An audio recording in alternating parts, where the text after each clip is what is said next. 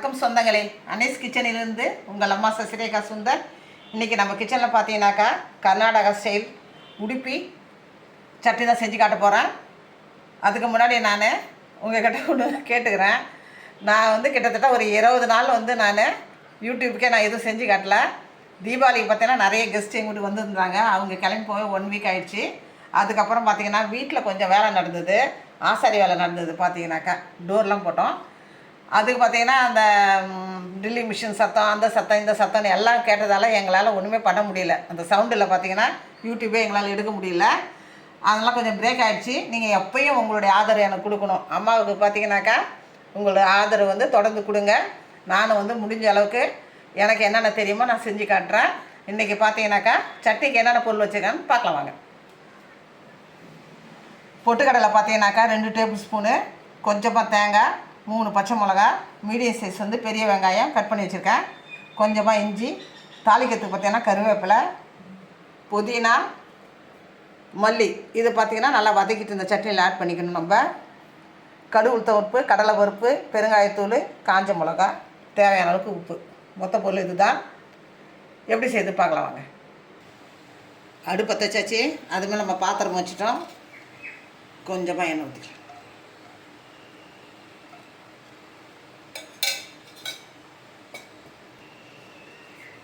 எண்ணெய் காஞ்சிட்டு இந்த புதினாவையும் கொத்தமல்லியும் நம்ம வதக்கிக்கலாம்.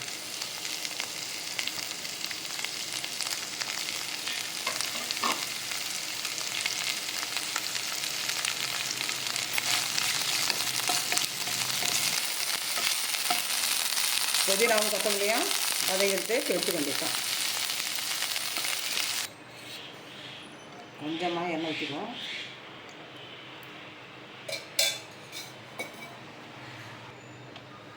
இது கூட பார்த்தீங்கன்னா பச்சை மிளகா போடுங்க.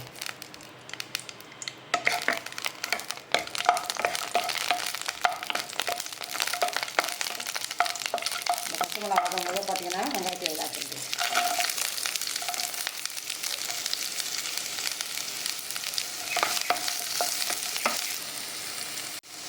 இது கூட பார்த்தீங்கன்னா கொஞ்சமாக நம்ம புளி சேர்த்துக்க வேண்டியதான். டேஸ்ட்டு சூப்பராக இருக்கும். பார்த்தீங்கன்னாக்கா இஞ்சி, தேங்காய், இந்த பொட்டுக்கடலை, உப்பு எல்லாத்தையும் போட்டு ஒரு வதக்கு அரைக்க வேண்டியதான்.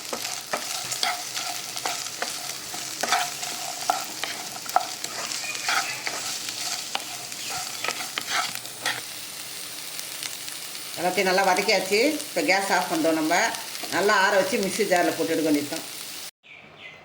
இந்த பொட்டுக்கடலை, தேங்காய் எல்லாம் பார்த்திங்கனாக்கா நல்லா ஆறிடுத்து. இதை ஒரு ஓட்டு ஓட்டி அதுக்கப்புறம் தண்ணி கலந்து வேண்டியதான். சட்னிக்கு பார்த்திங்கன்னா ஒரு ஓட்டு ஓட்டியாச்சு. இப்போ தண்ணி கலந்துக்கலாம். சட்னி பார்த்திங்கன்னா நல்லா மசிஞ்சிச்சு. இப்போ நம்ம புதினா, கொத்தமல்லிலாம் வதக்கி வச்சதை போட்டு சும்மா ஒரு ஓட்டு ஓட்டணும். அவ்வளோதான்.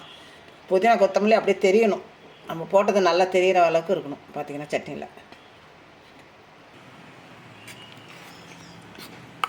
இந்த சட்னிக்கு பார்த்திங்கன்னா ஹைலைட்டாக பார்த்திங்கன்னா இந்த புதினாவும் கொத்தமல்லி தான். இதே மாதிரி நல்லா தெரியணும் சட்னியில். குறப்பாக இருந்தாலும் போட்டு சாப்பிடும்போது அவ்வளோ டேஸ்ட்டாக இருக்கும். பார்த்திங்கனாக்கா கொஞ்சமாக தண்ணி கழுவி ஊற்றிடும். தாளிக்கிறதுக்கு பார்த்திங்கன்னா அடுப்பு மேலே ஒரு பாத்திரம் வச்சாச்சு. அதில் எண்ணெய் ஊற்றாச்சு. கடுகு தூப்பு, இந்த கடலை பருப்பு ஃபஸ்ட்டு ஆட் பண்ணிக்கலாம்.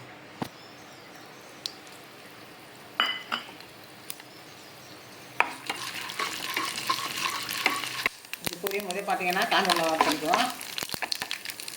கொஞ்சமாக பெருங்காயத்தூள் போட்டுக்கலாம்.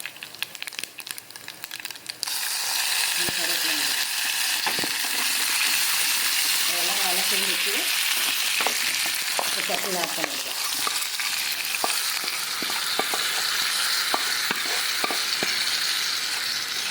நம்ம அனீஸ் கிச்சனில் பார்த்திங்கன்னா இன்றைக்கி கர்நாடகா ஸ்பெஷல் உடுப்பி சட்னி தான் செஞ்சுருக்கேன் நான்.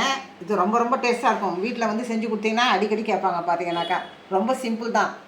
நம்ம வீட்டில் இருக்கிற பொருளை வச்சு தான் நம்ம இந்த சட்னி ரெடி பண்ணிடலாம். அதுக்கு மேட்சாக பார்த்தீங்கன்னாக்கா இட்லி செஞ்சு வச்சுருக்கேன். அம்மா பார்த்தீங்கன்னாக்கா மெயின் டிஷ்ஷாக இட்லி செஞ்சு வச்சுருக்கேன்.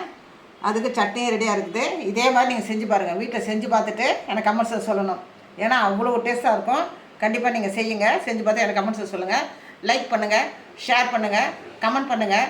மறக்காமல் என்னுடைய அன்னைஸ் கிச்சனுக்கு சப்ஸ்கிரைப் பண்ணுங்கள். தேங்க்யூ.